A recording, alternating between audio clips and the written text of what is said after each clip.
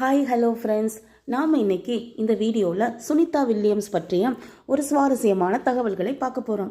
Sunita Williams ஒரு பிரபலமான அமெரிக்க விண்வெளி வீரர் ஆவார். அவருக்கு இந்திய வேர்கள் உள்ளன, ஏனெனில் அவர் தந்தை இந்தியாவை சேர்ந்தவர்.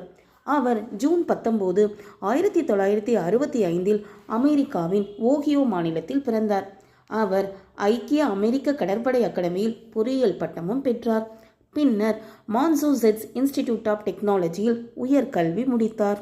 கடற்படையில் சிகாகோட்டர் என்ற ஹெலிகாப்டரை இயக்கிய அனுபவமும் பெற்றார். 2006, 2007 இன்டர்நேஷனல் ஸ்பேஸ் ஸ்டேஷன் சென்றார். அவர் விண்வெளியில் 195 நாட்கள் தொடர்ச்சியாக இருந்து பெண்கள் மத்தியில் ஒரு சாதனை படைத்தார். மேலும் விண்வெளியில் 50 மணி நேரத்திற்கு மேல் வாக்கிங் செய்த சாதனையும் அவரையே சாரும். 2012-13 மீண்டும் ISSக்கு பயணமானார். விண்வெளியில் நீண்ட நாட்கள் கழித்த முதல் பெண் வீரர் இவரே ஆவார். அமெரிக்கா மற்றும் பல்வேறு உலக நாடுகளிலிருந்து பல விருதுகளை பெற்றுள்ளார். இந்தியாவில் அவரை பெருமையாக பாராட்டுகிறார்கள், ஏனெனில் அவருடைய வேர்கள் இந்திய வேர்களே. சுனிதா வில்லியம்ஸ் இன்றும் நாசாவில் பணியாற்றி புதிய தலைமுறையினருக்கு விண்வெளி ஆராய்ச்சிக்கு ஊக்குவித்து வருகிறார்.